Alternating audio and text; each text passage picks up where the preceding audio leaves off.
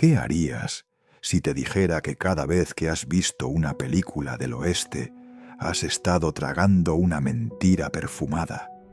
Imagina por un momento que eres un vaquero real del siglo XIX, no el héroe de mandíbula cuadrada que cabalga al atardecer con la camisa impecable y el sombrero sin una mota de polvo. Imagina que llevas 3 meses sin quitarte la ropa, que tu piel está cubierta por una costra de sudor seco mezclado con polvo del desierto, y que el olor que emana de tu cuerpo es tan fuerte que los animales salvajes te huelen a kilómetros de distancia. Esa es la verdad que Hollywood nunca te mostró. El lejano oeste no era un lugar de héroes limpios y perfumados. Era un infierno maloliente, donde la higiene era un lujo inalcanzable y la suciedad era tu compañera más fiel. En las películas, los vaqueros se despiertan con el pelo perfectamente peinado. Se afeitan con precisión quirúrgica frente a un espejo reluciente y montan sus caballos con camisas blancas que parecen recién salidas de la tintorería. La realidad era tan opuesta que resulta casi cómica.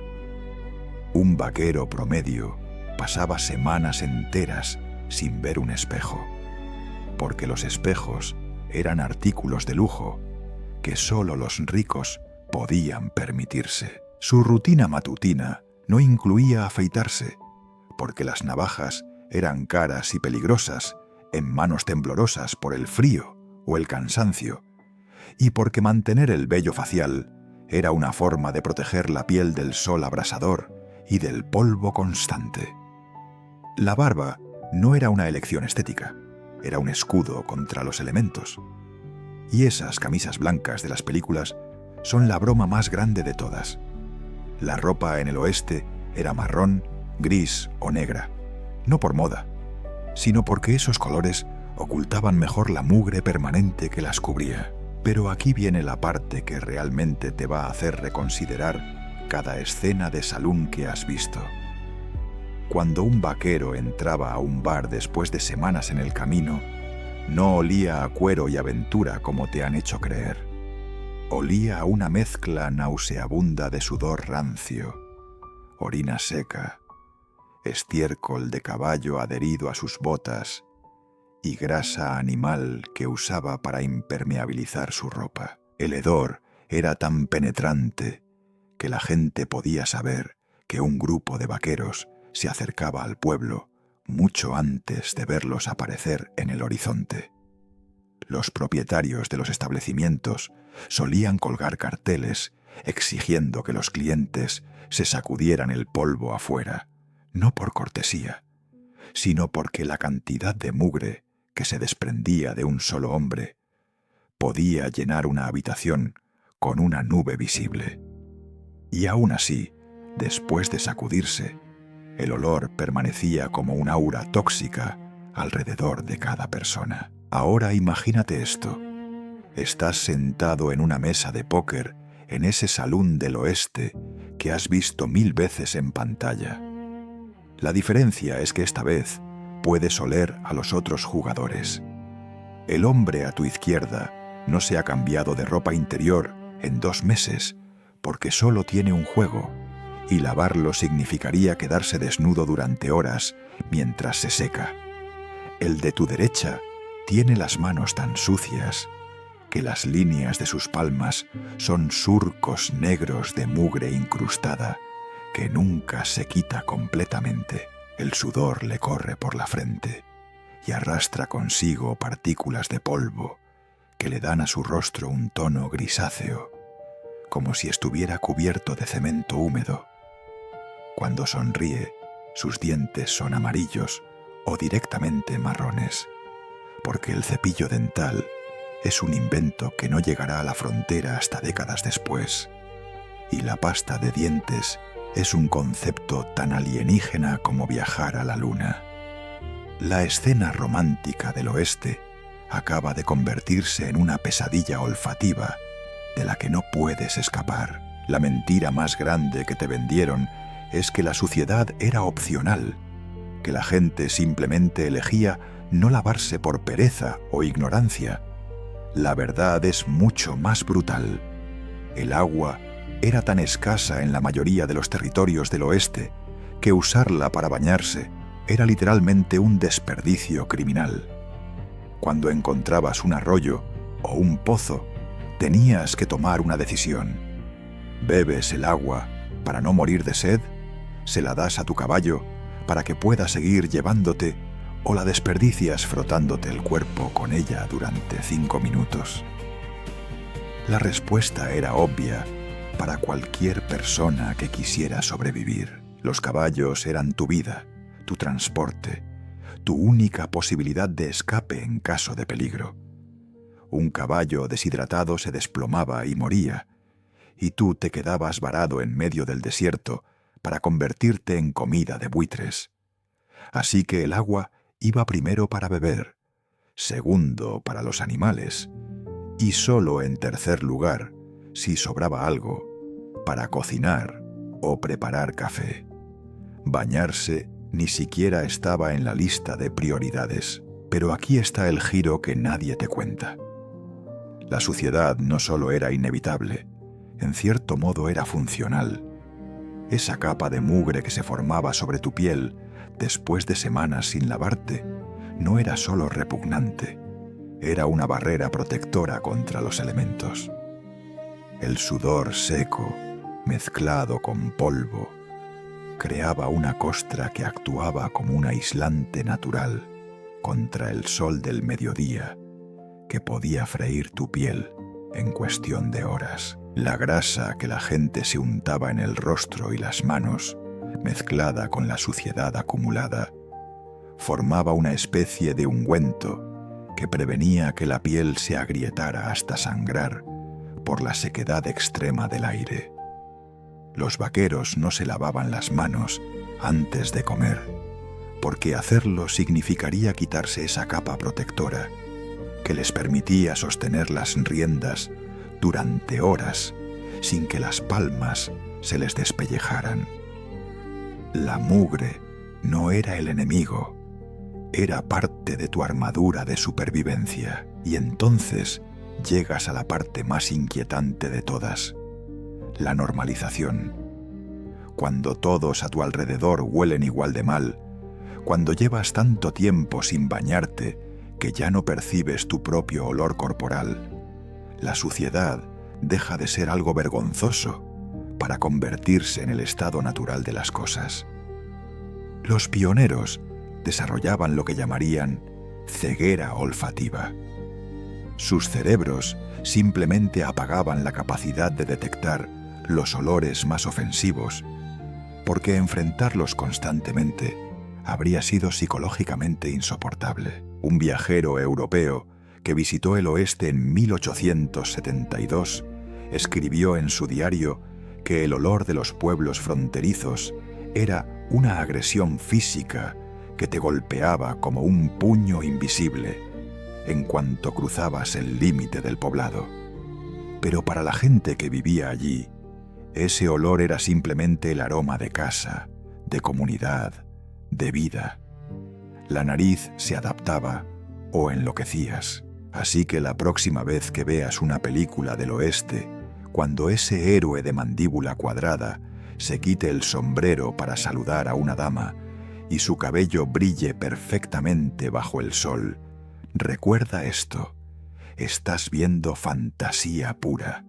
La realidad era un hombre con el pelo apelmazado por semanas de sudor y polvo, probablemente con una colonia de piojos viviendo en su cuero cabelludo, con costras de mugre detrás de las orejas tan gruesas que podías rasparlas con la uña. Cuando ese mismo héroe sonríe galantemente a la dama, imagina el hedor que sale de su boca, una mezcla de dientes podridos, encías infectadas y el residuo de una dieta basada en carne seca, frijoles y café amargo. Y cuando finalmente se aleja cabalgando hacia el horizonte dorado, recuerda que lo que realmente está dejando atrás es una nube de olor corporal tan densa que los perros del pueblo aúllan de confusión. El lejano oeste no fue conquistado por hombres limpios, con botas relucientes y sombreros impolutos. Fue conquistado por sobrevivientes cubiertos de mugre, con la ropa rígida por el sudor seco, con parásitos viviendo en sus cuerpos y con el olor permanente de quien ha elegido cada día vivir un día más en lugar de perder el tiempo lavándose. Hollywood te mintió porque la verdad no vende entradas de cine. Pero la verdad es esta: el oeste olía a supervivencia, a desesperación y a la certeza de que el agua en tu cantimplora valía infinitamente más que cualquier ilusión de higiene. ¿Cuántas veces al día abres el grifo sin pensarlo? 5, 10, 20 veces. Ahora imagina que cada vez que necesitas agua, tienes que caminar kilómetros bajo un sol que te derrite la piel, excavar un pozo con las manos sangrantes o rogar porque llueva en un desierto que lleva meses sin ver una nube. Imagina que el líquido en tu cantimplora es lo único que se interpone entre tú y una muerte lenta por deshidratación, y que cada sorbo que das es un cálculo matemático de supervivencia. En el lejano oeste, el agua no era ese recurso infinito que sale de las tuberías cromadas de tu casa. Era oro líquido, más valioso que las monedas de tu bolsillo, más precioso que las balas de tu revólver. Y la última cosa para la que la usarías era para algo tan absurdamente trivial como lavarte el cuerpo. La geografía del oeste americano era una trampa mortal disfrazada de oportunidad. Cuando los pioneros cruzaban las grandes llanuras o el desierto de Mojave, no estaban atravesando paisajes pintorescos dignos de una postal. Estaban internándose en extensiones de tierra donde las fuentes de agua potable podían estar separadas por 100 kilómetros o más de arena, roca y sol abrasador. Un viajero promedio podía llevar consigo entre 6 litros de agua en su cantimplora si tenía suerte. Y esa cantidad tenía que durarle días enteros si no encontraba un arroyo o un pozo en el camino. Hacer cuentas era simple y aterrador. Un adulto necesita aproximadamente 2,5 litros de agua al día, solo para mantener las funciones corporales básicas en condiciones normales. En el calor extremo del desierto, esa cantidad se duplicaba o triplicaba. Tu cantimplora se vaciaba antes de que pudieras parpadear 2 veces. Pero aquí está el verdadero horror que nadie te cuenta en las películas. Cuando finalmente encontrabas agua, no siempre era agua que pudieras beber. Los arroyos y pozos del oeste estaban frecuentemente contaminados con arsénico natural de las rocas, alcalinos que te destrozaban el estómago. O simplemente estaban poblados por bacterias y parásitos que te convertían en un cadáver andante en cuestión de días. Un pionero escribió en su diario en 1849 que el agua de un pozo que encontraron tenía el color del café con leche y sabía a azufre y metal oxidado. Pero la bebieron de todos modos porque la alternativa era morir de sed en las próximas 24 horas. Muchos viajeros desarrollaron el hábito de cerrar los ojos al beber para no ver las cosas que flotaban en el agua: insectos muertos, algas verdes, sedimentos turbios que raspaban la garganta al pasar. Ver era saber, y saber hacía más difícil tragar. Y luego estaba la jerarquía del agua, una cadena de prioridades tan rígida como una ley natural. Primero bebías tú, porque un humano muerto no sirve de nada. Segundo, dabas agua a tu caballo, tu mula o tu buey, porque esos animales eran tu motor, tu vehículo, tu única forma de moverte en un territorio donde caminar significaba muerte segura. Un caballo necesitaba entre 30 y 50 litros de agua al día, una cantidad que hacía que tu propia necesidad pareciera insignificante en comparación. Los pioneros llegaron a desarrollar una conexión casi religiosa con sus animales de carga, no por sentimentalismo, sino por pura matemática de supervivencia. Si tu caballo se desplomaba por deshidratación, tú te quedabas varado en medio de la nada con todas tus posesiones a cuestas, convirtiéndote en un blanco perfecto para los elementos, los bandidos o simplemente para el agotamiento.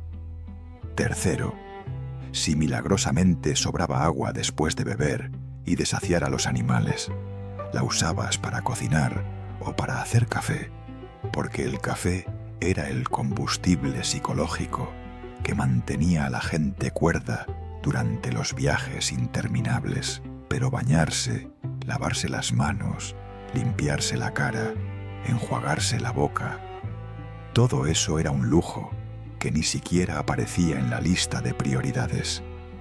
La idea de derramar varios litros de agua limpia sobre tu cuerpo solo para quitarte el polvo y el sudor habría sido considerada una locura, un acto de egoísmo suicida. Los vaqueros y pioneros desarrollaron una filosofía de supervivencia muy simple. El agua es para dentro del cuerpo, nunca para afuera. Podías pasar meses sin lavarte y seguir vivo, pero pasabas 3 días sin beber y te convertías en un cadáver hinchado bajo el sol. La elección era tan obvia que ni siquiera requería discusión. La mugre era incómoda, molesta, humillante incluso, pero era tolerable. La sed era una sentencia de muerte que se ejecutaba lentamente mientras tu lengua se hinchaba como una esponja seca y tu orina se volvía del color del jarabe de arce oscuro. Ahora, ponte en la piel de un minero en las colinas de California durante la fiebre del oro de 1849. Has viajado durante meses para llegar aquí. Has gastado todos tus ahorros en equipo y provisiones, y ahora estás parado en medio de un campamento minero, donde viven 5.000 hombres amontonados en tiendas de campaña y chozas improvisadas. El arroyo más cercano está a 3 kilómetros y ya está siendo usado por cientos de personas río arriba para lavar la grava en busca de oro, lo que significa que para cuando el agua llega a ti está turbia, contaminada y probablemente llena de mercurio de las operaciones mineras. Un barril de agua limpia, traído desde el pueblo más cercano, cuesta $5, el equivalente a varios días de salario duro. ¿Vas a gastar esos $5 en llenar una bañera para lavarte? ¿O los vas a usar para comprar comida y seguir vivo otra semana? La respuesta la sabías antes de terminar de formular la pregunta. La ironía cruel del oeste era que estabas rodeado de sed en un continente que tenía ríos enormes como el Mississippi, el Missouri o el Colorado. Pero esos ríos estaban lejos, muy lejos de las rutas que los colonos tenían que tomar. Las caravanas de pioneros que cruzaban el país en carretas tardaban entre 6 meses en llegar desde Missouri hasta California u Oregón, y durante ese tiempo atravesaban territorios donde podías ver el horizonte en todas direcciones sin encontrar ni un solo árbol, porque donde no hay árboles, tampoco hay agua. Los guías de caravanas desarrollaron un conocimiento casi sobrenatural de dónde encontrar pozos escondidos o arroyos estacionales, y ese conocimiento valía literalmente su peso en oro.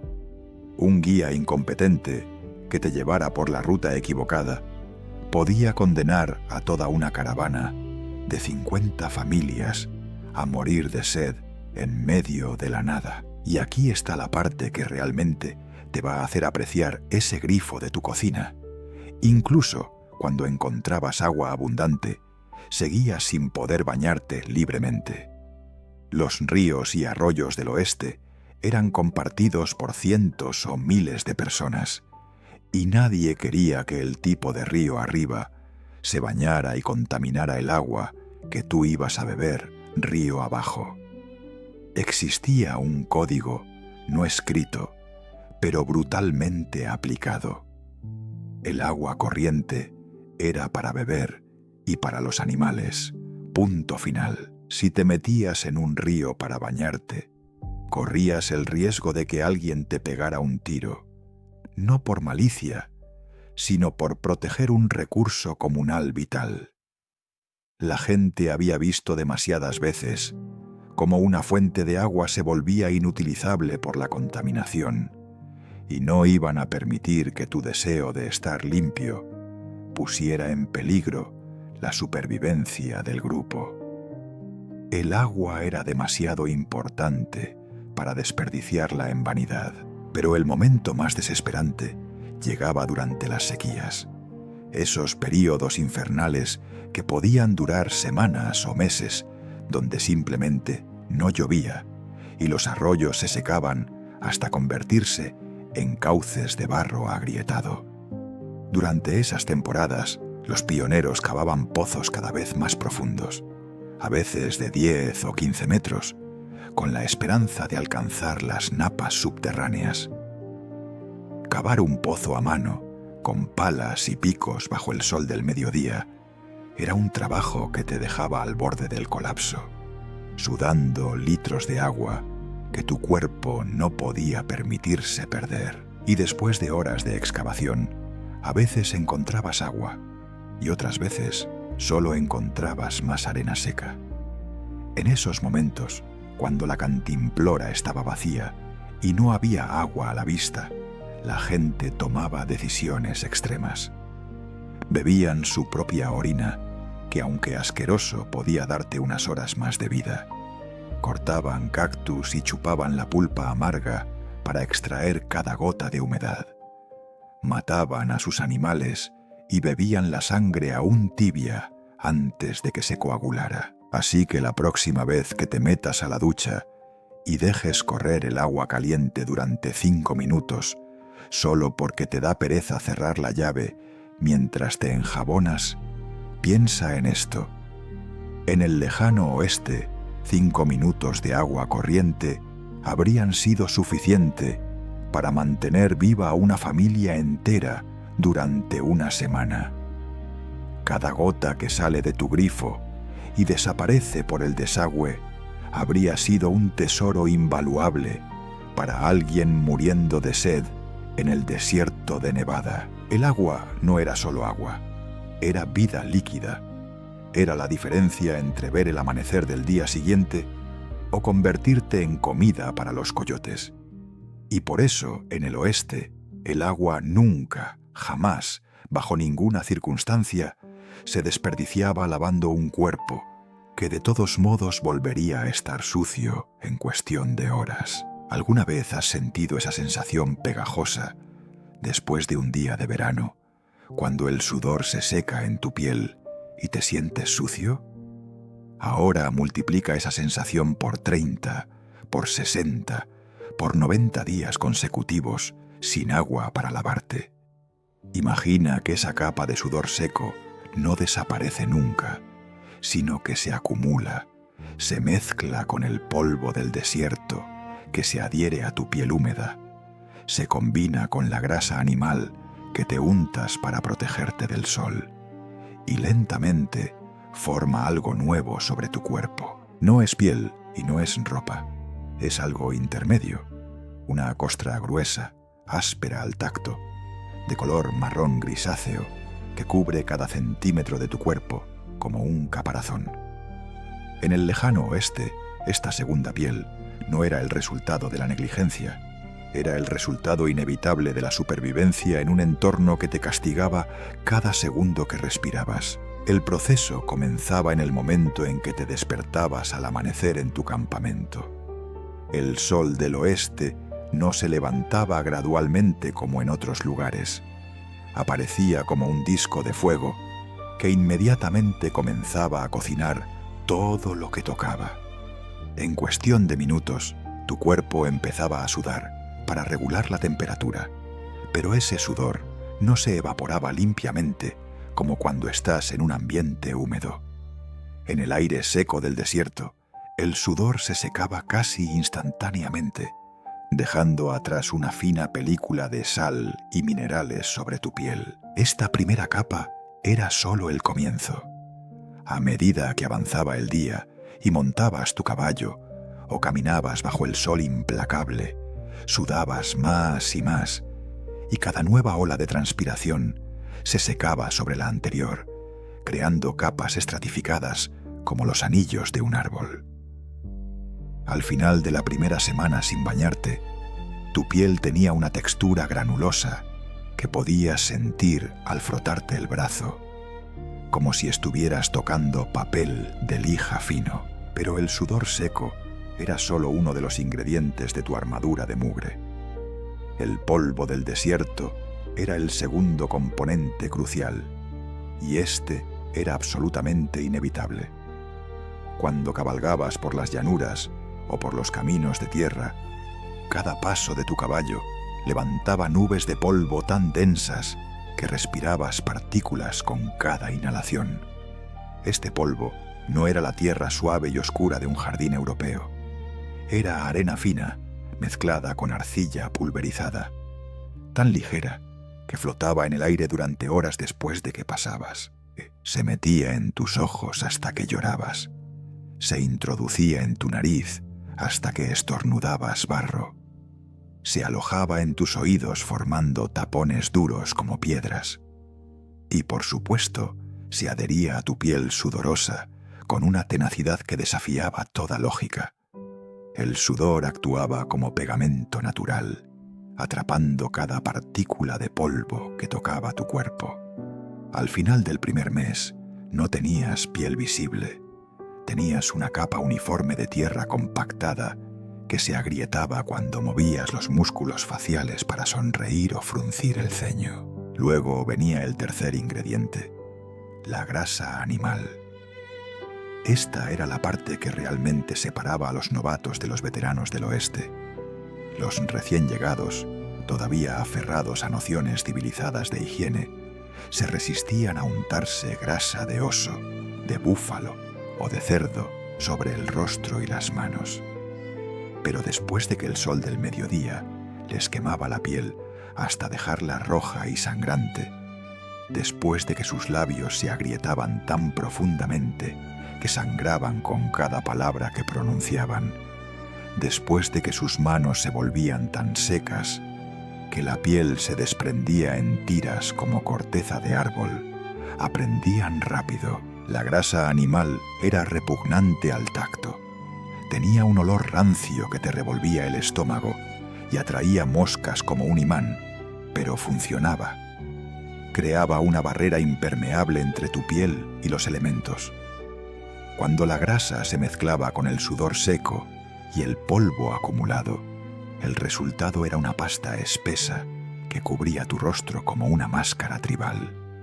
Esta máscara era permanente. Solo se removía si tenías la suerte de encontrar suficiente agua para un baño completo, algo que ocurría quizás una vez cada 2 o 3 meses. Pero aquí está la parte que realmente te va a hacer reconsiderar toda tu relación con la limpieza. Esta costra protectora no era solo tolerable, era necesaria para sobrevivir. Los médicos de frontera, esos pocos que existían, eventualmente reconocieron que la capa de mugre actuaba como un protector solar natural. En una época sin cremas ni lociones, cuando la exposición prolongada al sol podía causar quemaduras de tercer grado e incluso cáncer de piel, esa costra sucia era literalmente tu escudo contra la radiación solar.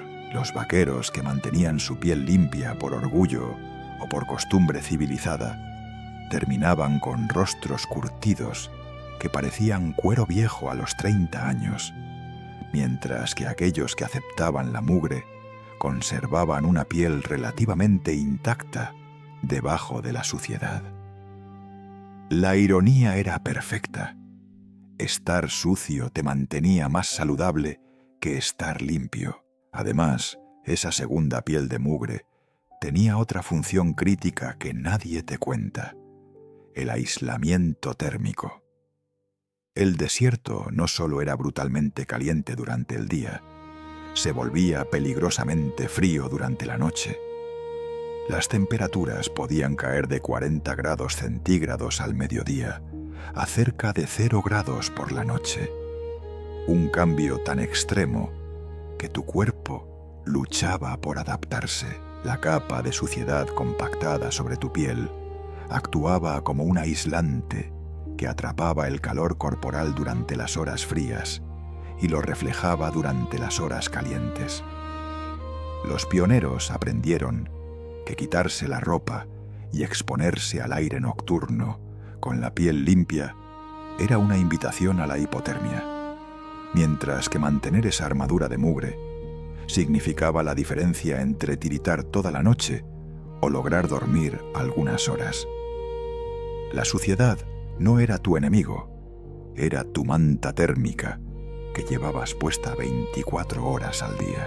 Y luego estaba el aspecto psicológico que rara vez se menciona. Después de semanas viviendo con esta segunda piel, tu cerebro dejaba de registrarla como algo anormal. La sensación constante de tener el cuerpo cubierto de suciedad se convertía en tu nueva línea base, en tu estado natural. Los pioneros desarrollaban lo que hoy llamaríamos una disociación sensorial. Simplemente dejaban de sentir la mugre porque percibirla constantemente habría sido mentalmente agotador. Un comerciante que viajó por el oeste en 1863 escribió que después de 2 meses en el camino, bañarse se sentía extraño y antinatural, como si estuvieras quitándote una parte de ti mismo. La piel limpia se sentía vulnerable, expuesta, desnuda de una manera que iba más allá de lo físico.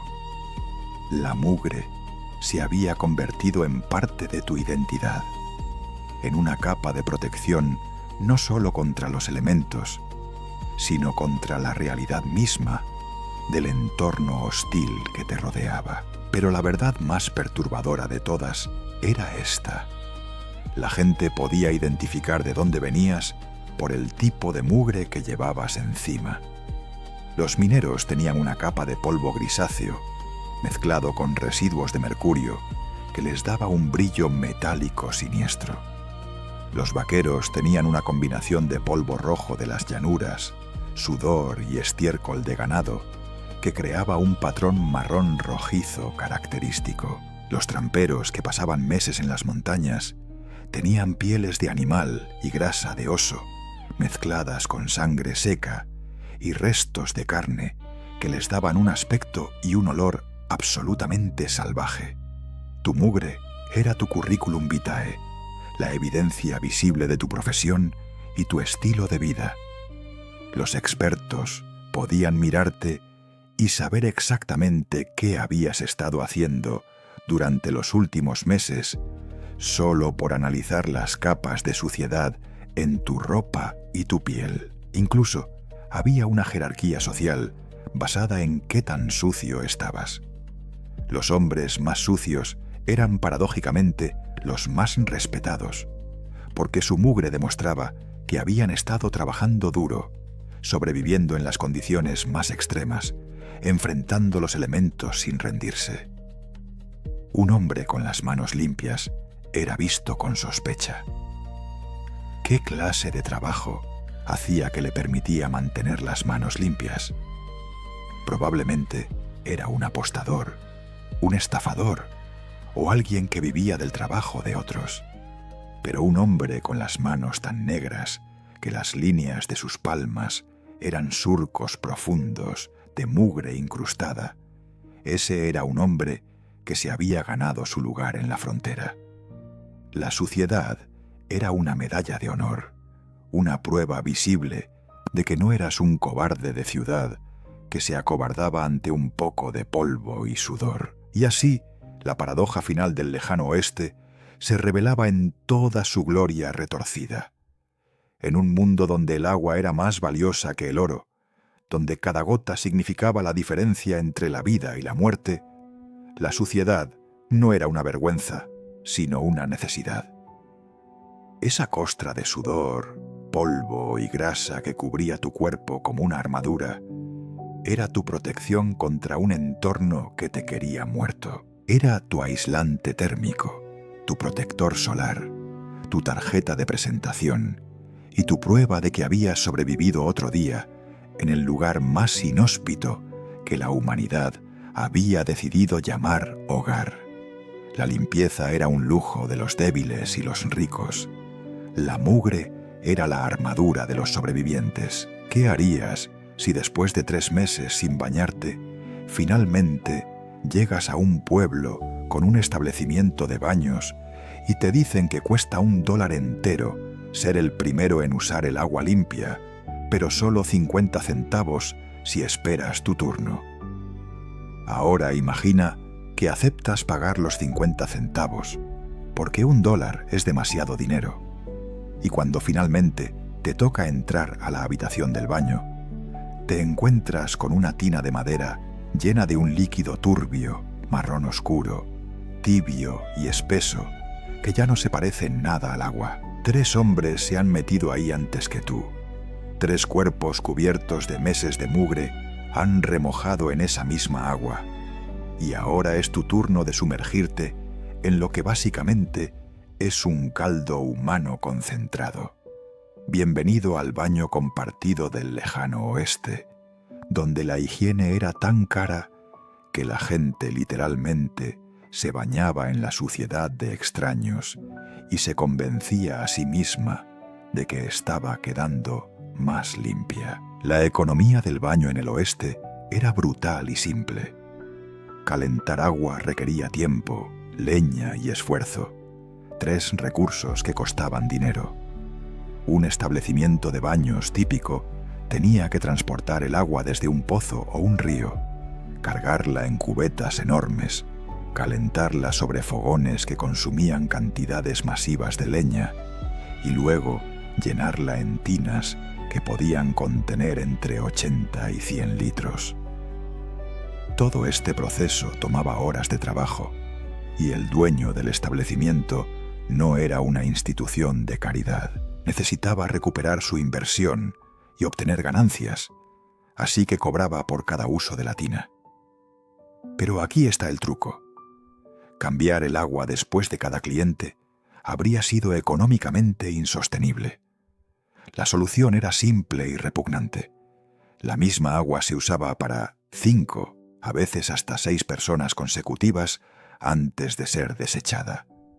El primer cliente pagaba el precio premium por el privilegio de agua relativamente limpia, y cada cliente subsecuente pagaba menos conforme el agua se volvía progresivamente más asquerosa. Ahora, métete mentalmente en esa tina como el 4.º cliente.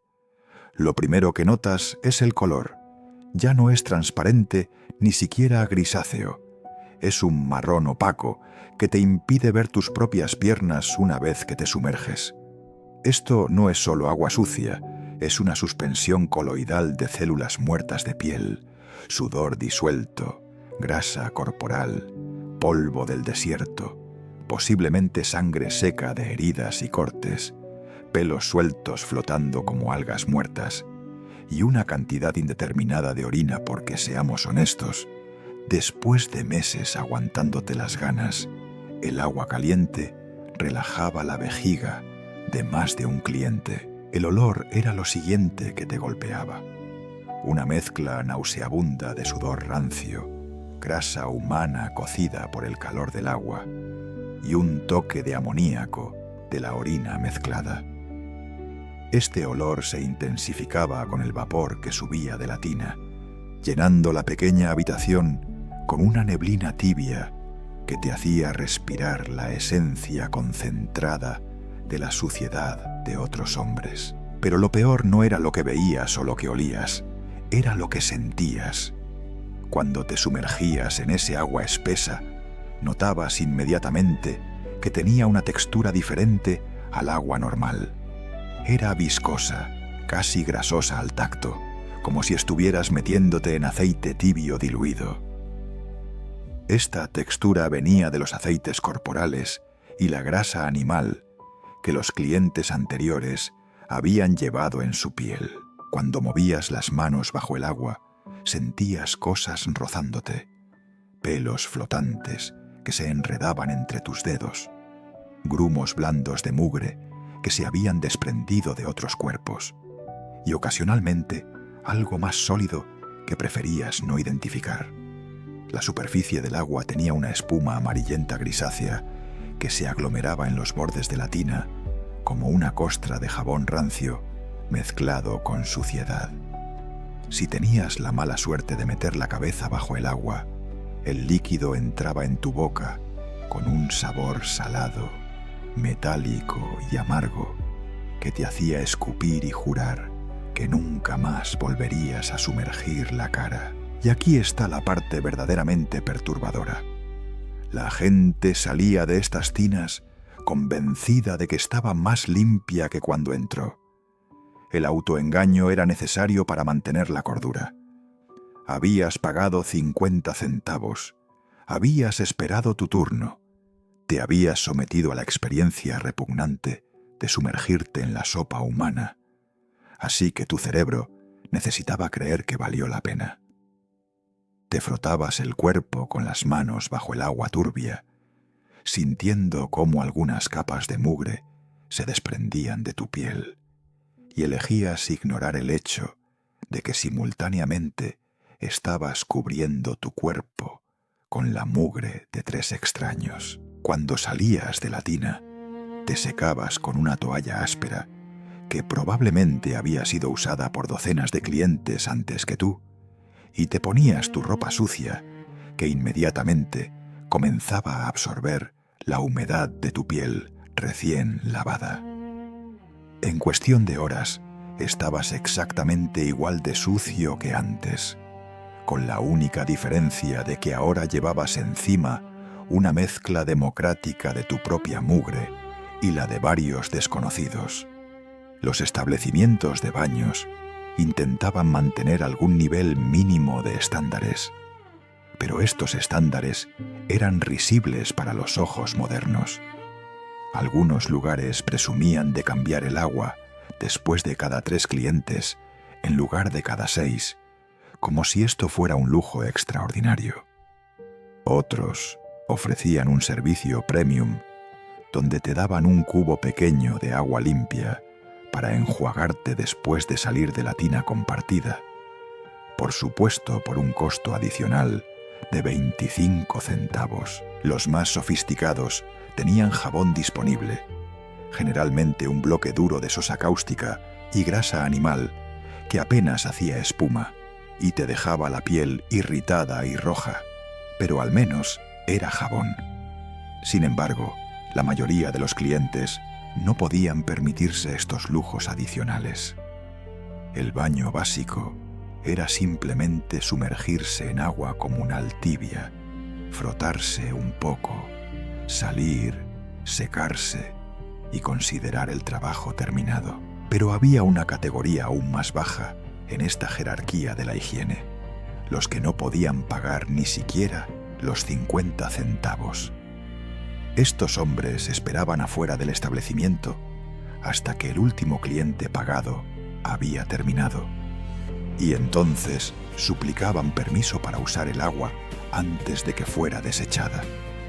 Esta agua de 7ª u 8ª mano ya no era un líquido, era prácticamente un lodo tibio, tan saturado de suciedad humana que había alcanzado su punto de equilibrio y ya no podía disolver más mugre. Meterte en esta agua no te limpiaba en absoluto, simplemente redistribuía la suciedad. Pero para un hombre que llevaba 6 meses sin sentir agua tibia en su piel, incluso este lodo repugnante era mejor que nada. La desesperación por sentirse, aunque sea mínimamente humano, superaba cualquier preocupación por higiene real. Y luego, estaba el riesgo de infección que nadie entendía completamente en esa época.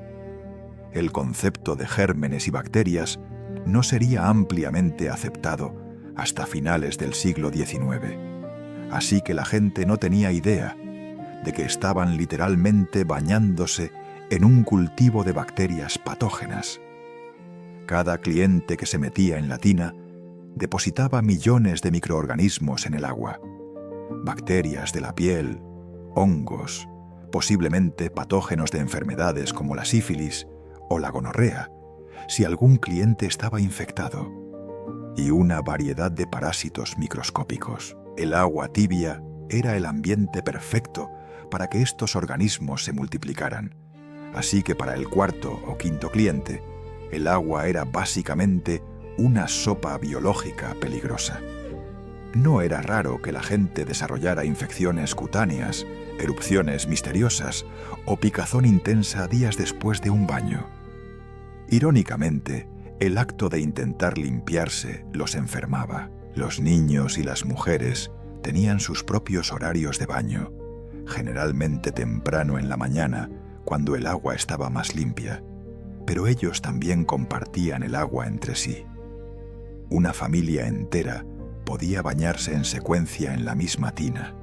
Primero el padre, luego la madre, luego los hijos, en orden de edad descendente. Para cuando llegaba el turno del hijo más pequeño, el agua estaba tan sucia que apenas valía la pena el esfuerzo. Existía un dicho popular en el oeste: no tires al bebé con el agua del baño, que originalmente era una advertencia literal, porque el agua estaba tan turbia y llena de cosas flotantes que podías perder de vista a un bebé pequeño si lo metías ahí. Así era la realidad del único lujo de higiene disponible en el lejano oeste. El baño no era ese momento relajante de limpieza y renovación que conocemos hoy. Era un ritual mensual de supervivencia psicológica donde te sumergías en un caldo tibio de humanidad concentrada. Salías sintiéndote marginalmente mejor por puro poder de autosugestión. Y luego volvías a tu vida de acumulación constante de mugre hasta el próximo mes. La tina compartida no era un símbolo de civilización en la frontera. Era un recordatorio brutal de cuán lejos había caído la humanidad de cualquier estándar razonable de higiene, cuando el agua era demasiado valiosa para desperdiciarla en algo tan trivial como la limpieza individual. ¿Alguna vez has sentido un picor en el cuero cabelludo y te has rascado compulsivamente hasta que el alivio finalmente llega?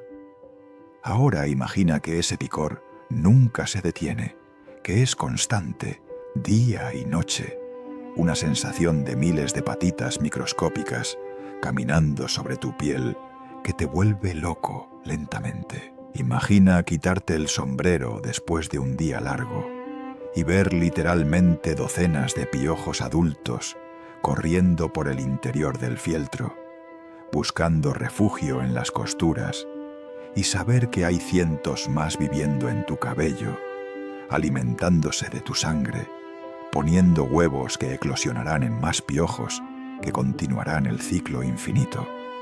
En el lejano oeste no vivías solo. Compartías tu cuerpo con un ecosistema completo de parásitos que te consideraban su hogar, su fuente de alimento y su territorio reproductivo. Y no había absolutamente nada que pudieras hacer para eliminarlos por completo.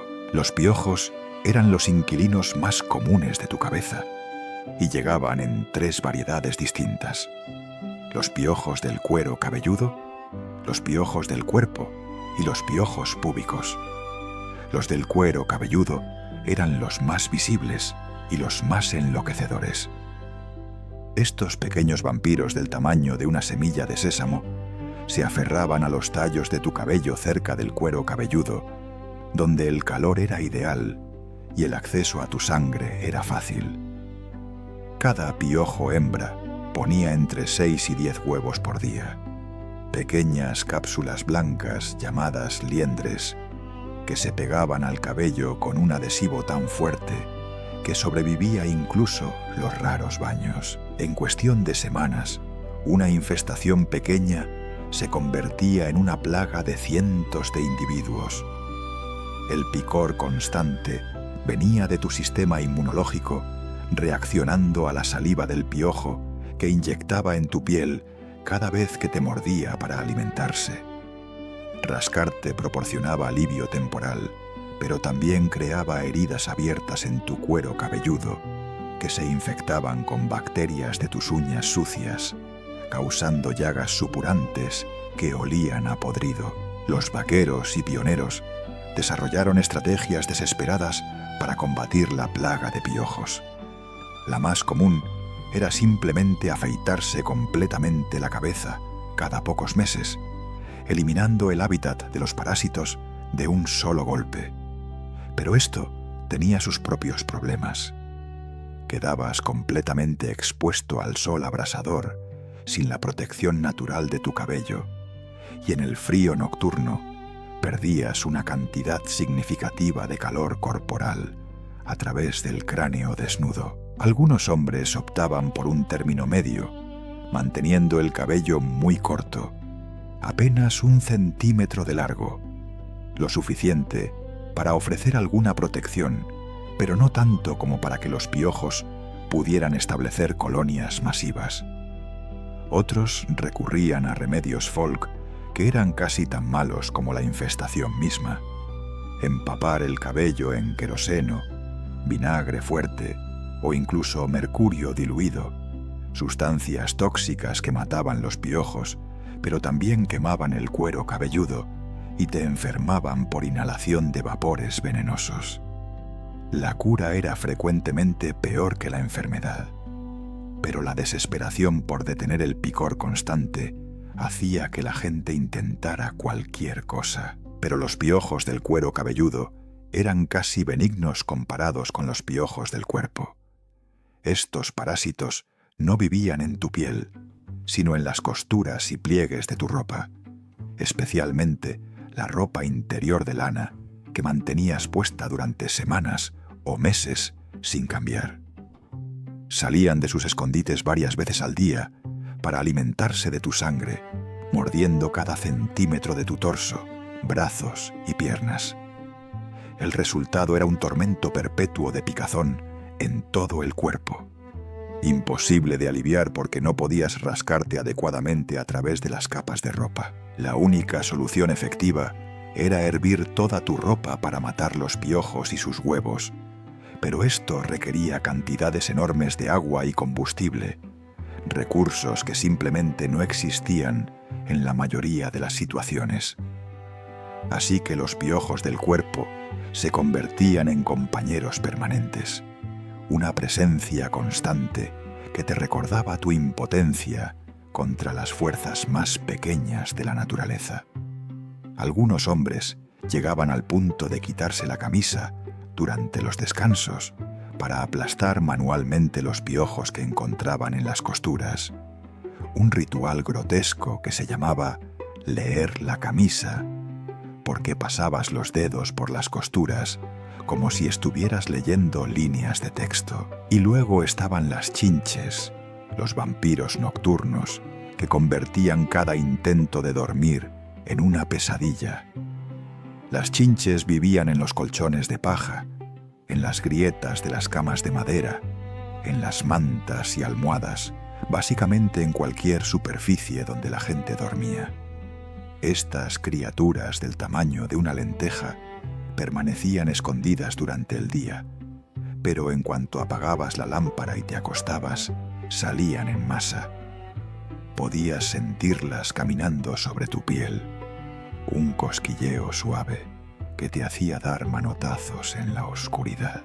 Cuando finalmente encontraban un lugar adecuado, perforaban tu piel con sus piezas bucales y se alimentaban durante 5 o 10 minutos, hinchándose hasta duplicar su tamaño con tu sangre.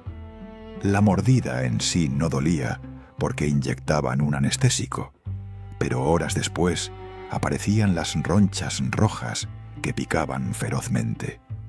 Una sola cama en un hotel del oeste podía albergar miles de chinches, y cuando dormías allí, despertabas en la mañana cubierto de 100 o más mordidas nuevas, tu piel convertida en un mapa de puntos rojos inflamados que ardían y picaban simultáneamente. El problema con las chinches era que eran prácticamente imposibles de erradicar una vez que se establecían.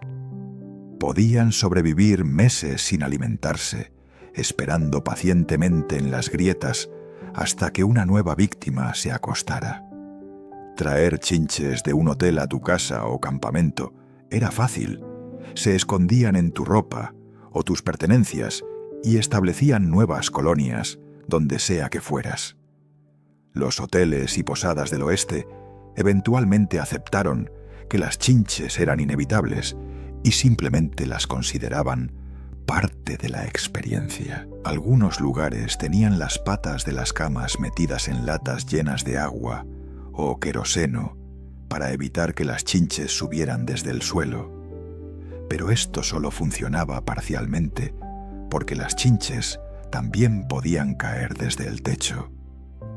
Dormir en el oeste significaba aceptar que compartirías tu cama con cientos de parásitos chupasangre y que despertarías con menos sangre de la que tenías cuando te acostaste. Las pulgas completaban el trío infernal de parásitos comunes.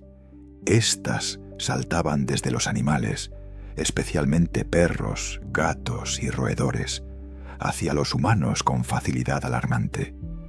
A diferencia de los piojos y las chinches que se movían lentamente, las pulgas podían saltar distancias de hasta 30 centímetros, convirtiéndolas en invasoras aéreas imposibles de esquivar.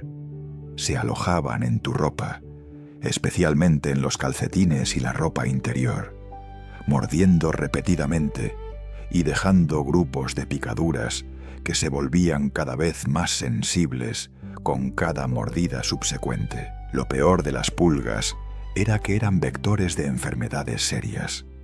La peste bubónica, aunque rara en el oeste americano del siglo XIX, era transmitida por pulgas, y otras enfermedades menos dramáticas, pero igualmente miserables, como el tifus, también viajaban en estos parásitos. Cada picadura de pulga era potencialmente una inyección de patógenos que podían enfermarte gravemente. Pero había parásitos aún más perturbadores que vivían en el oeste.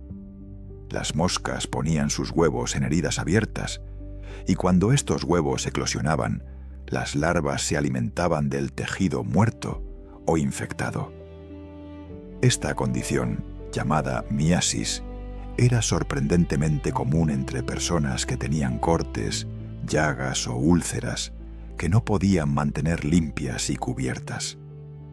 Podías sentir las larvas moviéndose bajo tu piel, una sensación de ondulación que te hacía querer arrancarte la carne con las propias manos. Algunos médicos de frontera argumentaban que las larvas en realidad ayudaban a limpiar las heridas al comer el tejido necrótico. Pero esto era un consuelo frío cuando tenías gusanos viviendo literalmente dentro de tu cuerpo. Removerlas requería pinzas o cuchillos, y el proceso era tan doloroso que algunos hombres preferían simplemente dejar que las larvas completaran su ciclo, maduraran y salieran por sí solas como moscas adultas. Incluso tus pies no escapaban de la invasión parasitaria. Quitarte las botas después de semanas de uso continuo era un acto de valentía, porque la piel de tus pies frecuentemente estaba tan macerada, infectada y adherida al cuero de la bota que despegarse dolía como arrancarte una uña. Hongos de todo tipo colonizaban tus pies en el ambiente húmedo y oscuro dentro de las botas, causando pie de atleta tan severo que la piel entre los dedos se pudría y despedía un olor a queso podrido mezclado con descomposición. Las uñas de los pies se engrosaban, se volvían amarillas y se infectaban con hongos que las hacían crecer deformadas y quebradizas. Algunos hombres perdían uñas completas que simplemente se desprendían, dejando lechos ungueales expuestos y dolorosos que tardaban meses en sanar si es que sanaban alguna vez. Y así vivías en el lejano oeste, nunca solo, siempre acompañado por un zoológico microscópico de parásitos que te consideraban su universo personal. Tu cuerpo no era tuyo, era un ecosistema compartido donde tú eras el anfitrión involuntario de miles de organismos que chupaban tu sangre, comían tu piel y te volvían loco con picazón constante. No había escape, no había cura permanente, solo gestión perpetua de una guerra que nunca podías ganar. Los parásitos eran parte de la vida, tan inevitables como el amanecer, tan constantes como tu propia sombra.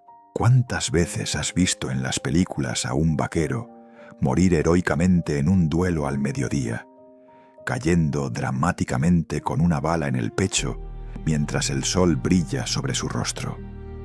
Ahora olvida esa imagen por completo y reemplázala con esta.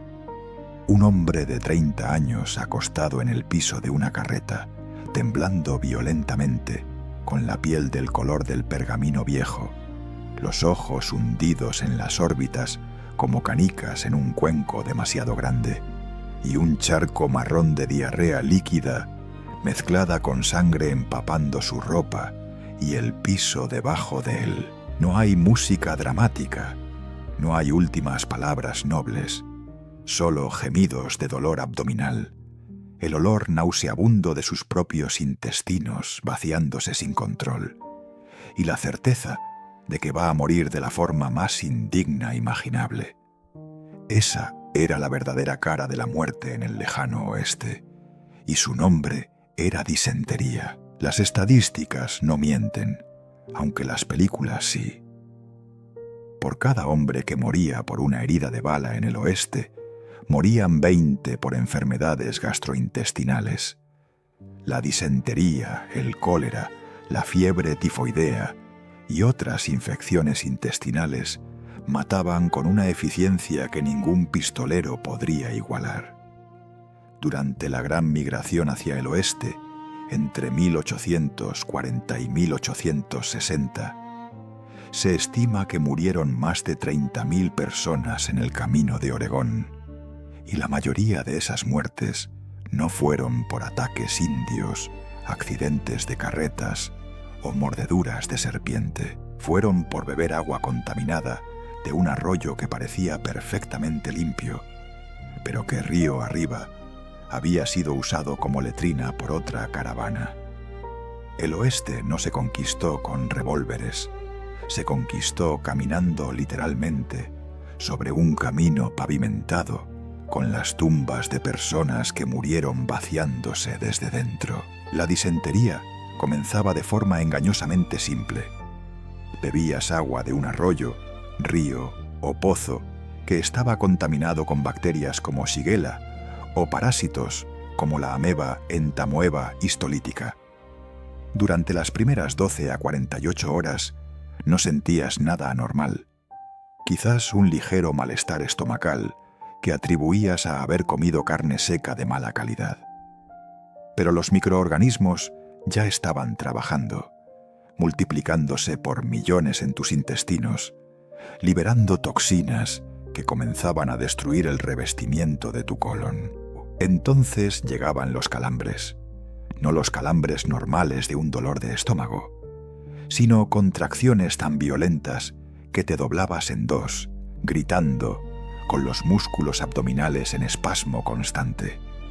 Y luego comenzaba la diarrea, pero no la diarrea común que conoces. Esta era líquida, explosiva, incontrolable, mezclada con moco, pus y sangre fresca, que le daba ese color marrón rojizo característico que los médicos de frontera llamaban flujo de sangre. Lo peor de la disentería no era el dolor, aunque el dolor era insoportable. Lo peor era la pérdida absoluta de control sobre tu propio cuerpo. Los esfínteres simplemente dejaban de funcionar y evacuar se convertía en un evento que ocurría sin tu permiso, a veces cada 10 o 15 minutos. Si estabas en una caravana viajando por las llanuras, no había tiempo para detenerse constantemente, así que defecar se hacía al costado de la carreta en movimiento, agachándote mientras tus compañeros de viaje miraban hacia otro lado por cortesía, pero no por distancia. Si estabas demasiado débil para levantarte, simplemente lo hacías donde estabas acostado, empapando tu ropa, las mantas, todo. La humillación era tan destructiva como la enfermedad misma. Hombres adultos, vaqueros curtidos que habían enfrentado osos y bandidos sin pestañear, lloraban de vergüenza mientras yacían en sus propios desechos, incapaces de mantener siquiera la dignidad más básica de controlar sus funciones corporales. La deshidratación era lo que realmente te mataba. Cada episodio de diarrea te hacía perder entre 1 y 2 litros de líquido, y cuando tenías 20 o 30 episodios al día, tu cuerpo se secaba como una uva, convirtiéndose en pasa.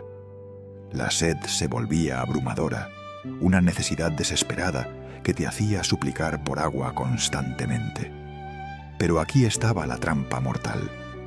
Beber más agua solo aceleraba el proceso, porque tus intestinos dañados ya no podían absorber líquidos correctamente. El agua que bebías salía casi inmediatamente por el otro extremo, llevándose consigo más electrolitos vitales. Tu sangre se espesaba por falta de líquido. Tu corazón latía cada vez más rápido, tratando de bombear sangre que se había vuelto como jarabe.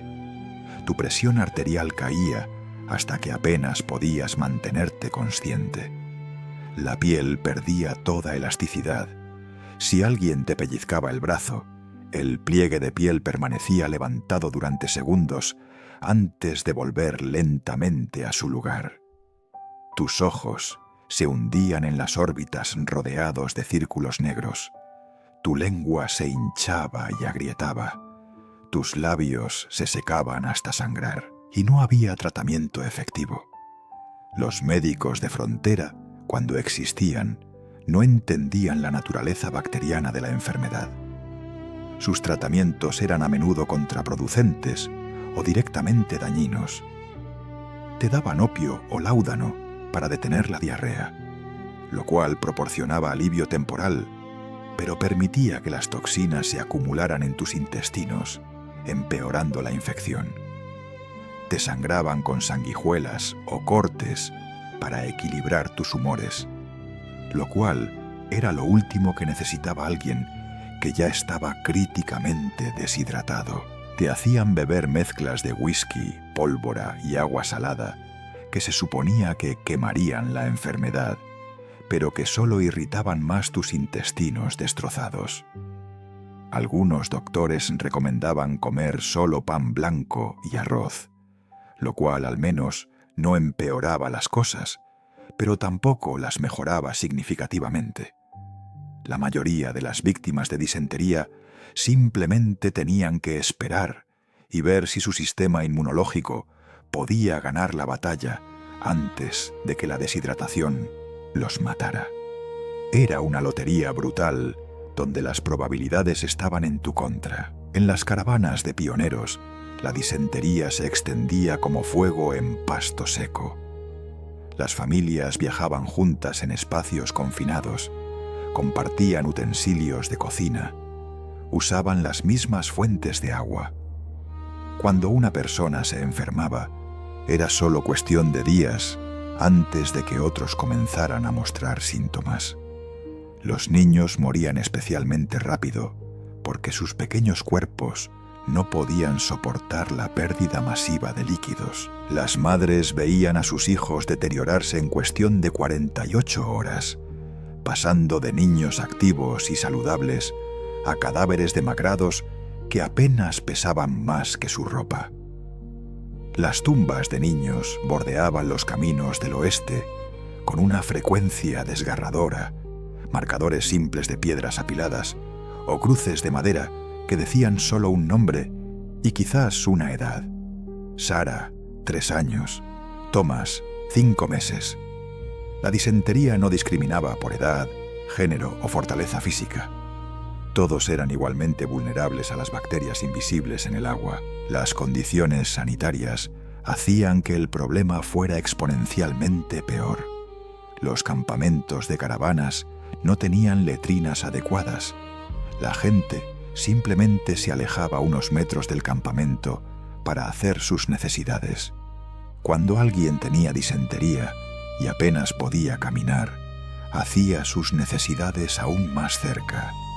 Llovía y la lluvia arrastraba los desechos humanos cargados de bacterias hacia los arroyos y pozos de los que la gente bebía. El siguiente campamento que llegaba a ese lugar bebía agua contaminada y el ciclo se repetía. Algunos arroyos a lo largo de las rutas populares estaban tan contaminados que el agua literalmente olía a heces. Pero cuando era la única fuente de agua en kilómetros, la gente bebía de todos modos y rezaba por no enfermarse. Rezar no funcionaba. Las bacterias no respetaban la fe ni la desesperación. Los fuertes militares y los pueblos mineros eran incubadoras perfectas para la disentería. Cientos de hombres viviendo amontonados, compartiendo letrinas comunales que eran básicamente pozos poco superficiales que se llenaban y desbordaban durante las lluvias. Las moscas se alimentaban de las letrinas y luego se posaban en la comida, transportando bacterias fecales directamente a los platos de los soldados y mineros. Los brotes de disentería en estos lugares mataban a docenas en cuestión de semanas. Los hospitales militares registraban más bajas por enfermedades intestinales que por todas las batallas combinadas. Un soldado de caballería tenía más probabilidades de morir sentado en una letrina que montando su caballo en combate.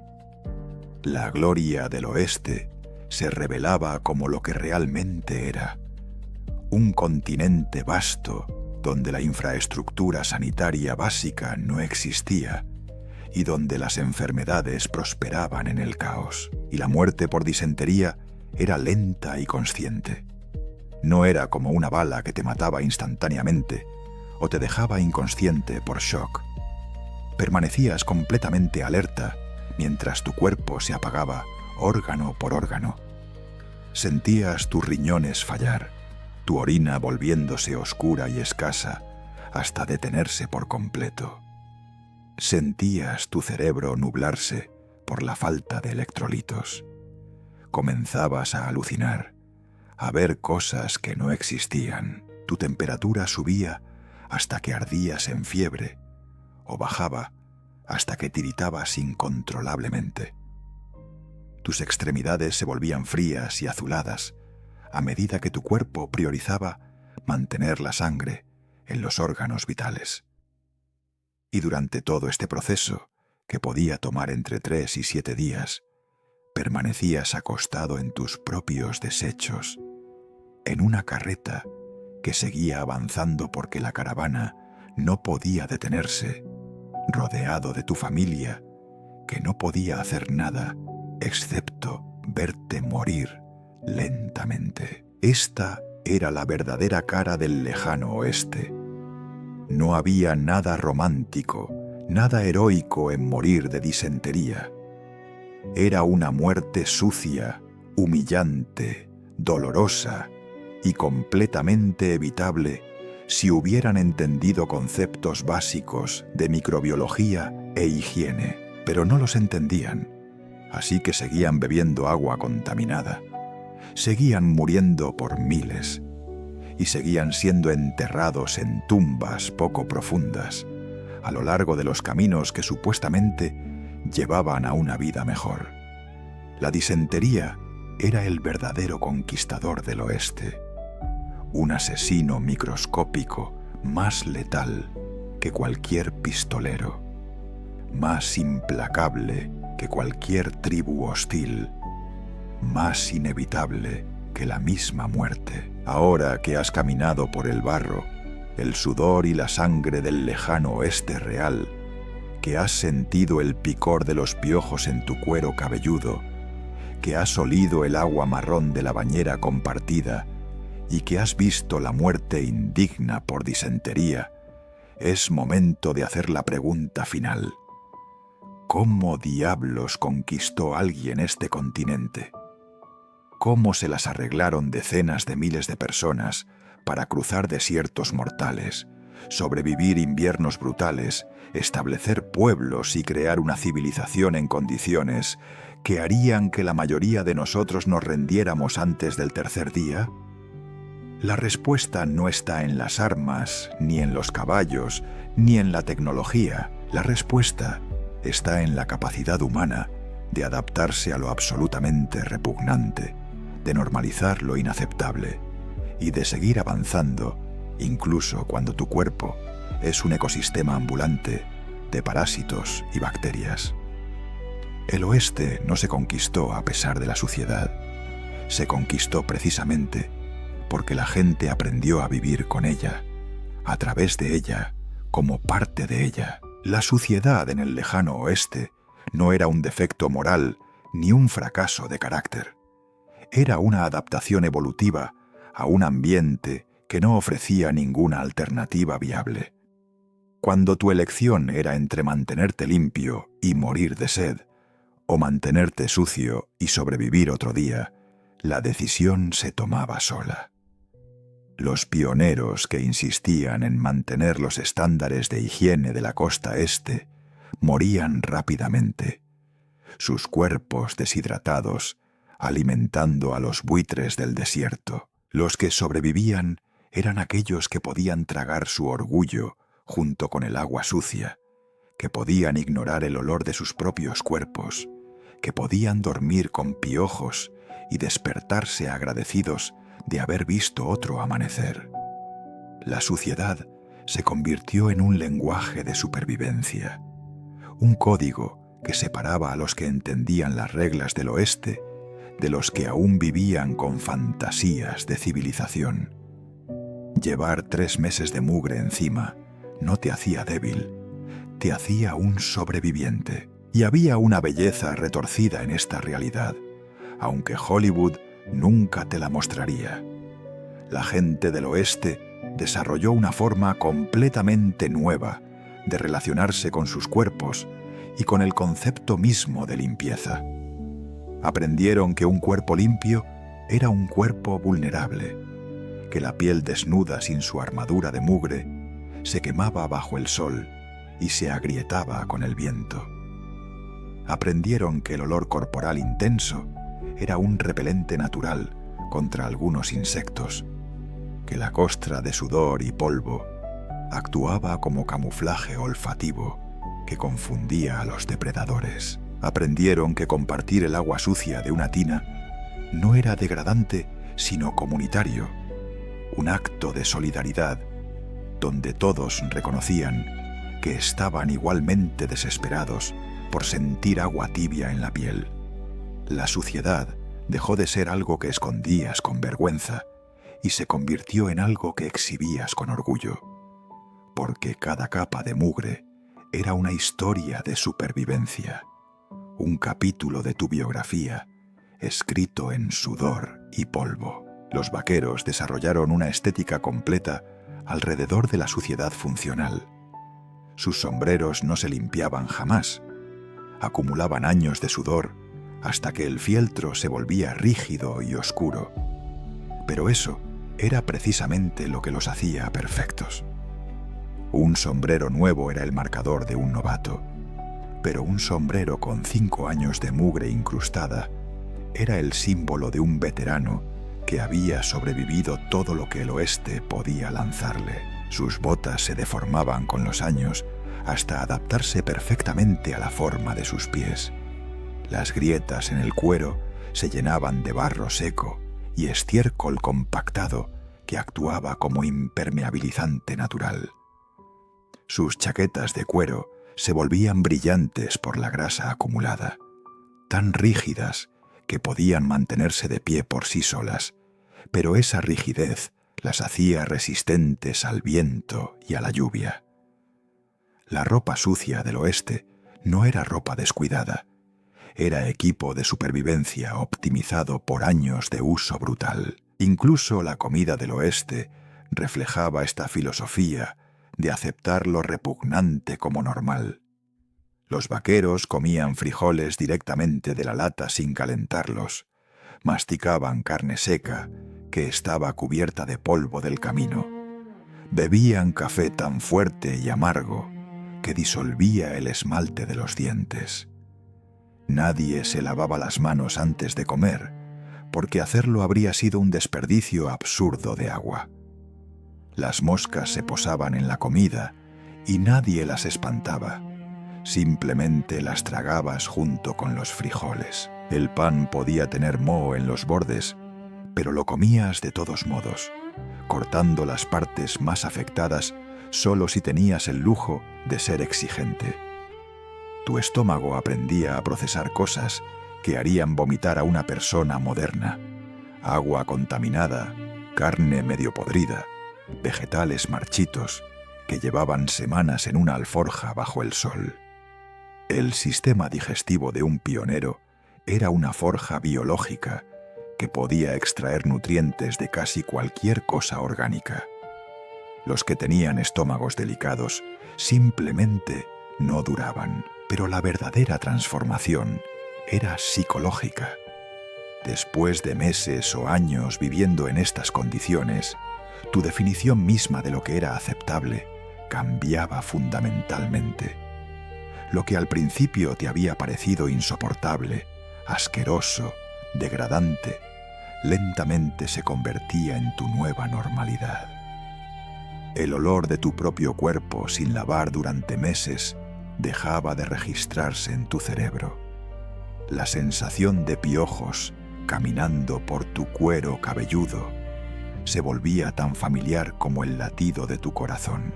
El picor constante de las picaduras de chinches era simplemente el precio de dormir, tan inevitable como la salida del sol. Y en ese proceso de normalización, algo extraño sucedía. Te volvías más fuerte mentalmente. Si podías tolerar vivir en tu propia mugre, rodeado de parásitos, comiendo comida que estaba un paso antes de la podredumbre, entonces podías tolerar cualquier cosa. La suciedad no te debilitaba, te endurecía. Los relatos de pioneros que finalmente llegaban a California u Oregón, después de meses en el camino, describen una sensación paradójica cuando finalmente tenían acceso a agua abundante y podían bañarse adecuadamente. Algunos lo describían como renacer, como quitarse una capa de muerte y volver a ser humano.